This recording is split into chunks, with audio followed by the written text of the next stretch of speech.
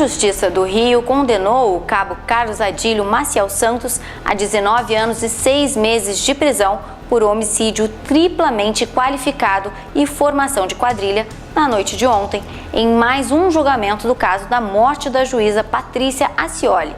Carlos Adílio também foi condenado a pagar 50 salários mínimos e a perder o cargo público. A defesa recorreu da decisão. Patrícia foi assassinada com 21 tiros na porta de casa em Niterói, na região metropolitana, em agosto de 2011. Na época do crime, ela tinha 47 anos, era titular da 4ª Vara Criminal de São Gonçalo e atuava em diversos processos em que os réus eram PMs do município envolvidos em supostos autos de resistência. Com a sentença, já são 5 policiais militares do 7º BPM condenados por envolvimento no crime. Outros 6 ainda aguardam julgamento.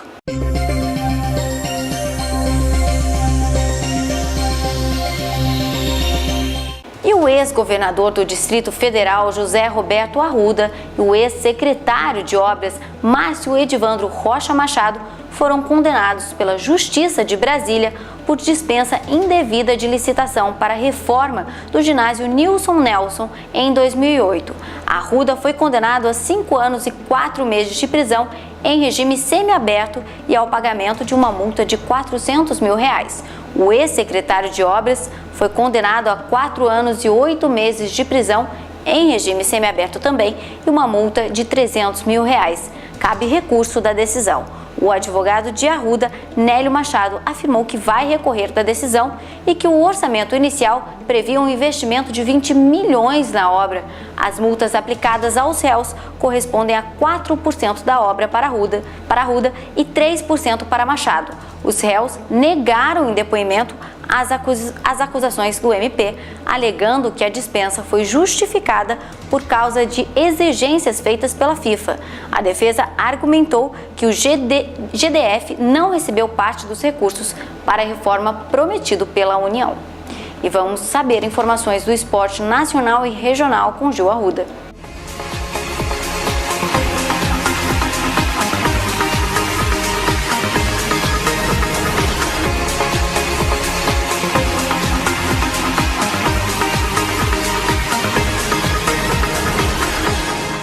Muito bem, Viviane, o destaque do esporte fica por conta da cidade de Pindamonhangaba, que vai começar mais um campeonato em nossos gramados. Depois de encerrar a Copa Regional no último final de semana, Pindamonhangaba começa a disputa do Campeonato Amador da 2ª Divisão, com vários times da nossa cidade, os bairros da nossa cidade sendo representados aí por várias agremiações. Lembrando que a cidade de Pindamonhangaba já tem 3 campeonatos em andamento, o Campeonato Quarentão e as categorias de base Sub-17 e Sub-13. Lembrando que a presidência da Liga de Futebol de Pindamonhangaba é do nosso amigo Vlamir Lucas, o popular Macarrão, que organizou a Copa Regional de Futebol, que foi encerrada no último domingo.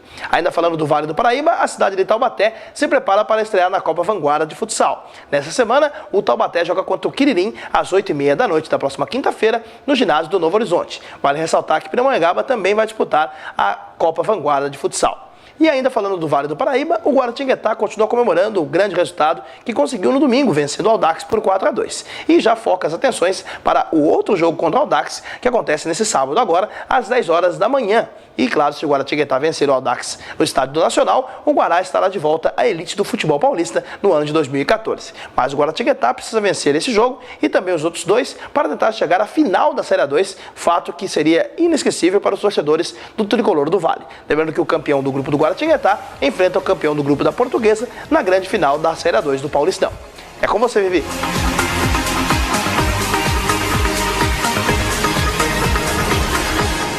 Obrigada, Gil.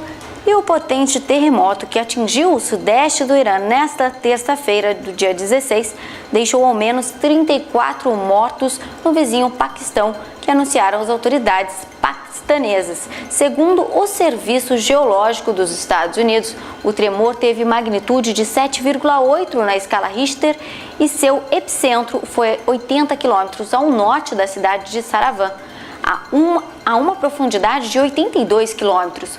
2 helicópteros militares que transportavam equipes médicas foram enviados à região crítica do sismo.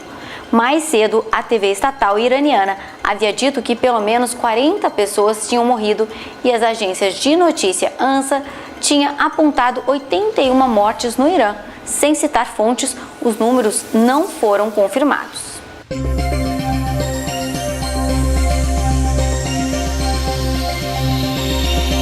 E o candidato derrotado à presidência da Venezuela, Henrique Capriles, chamou o governo ao diálogo nesta última terça-feira para resolver a crise política vivida pelo país desde as eleições de domingo.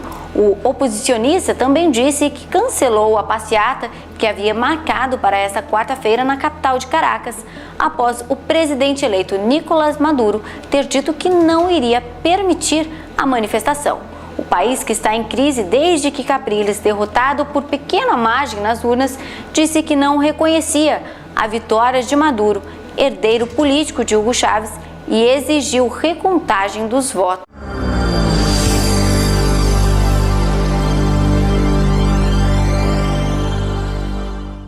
E o RVC Notícias de hoje fica por aqui.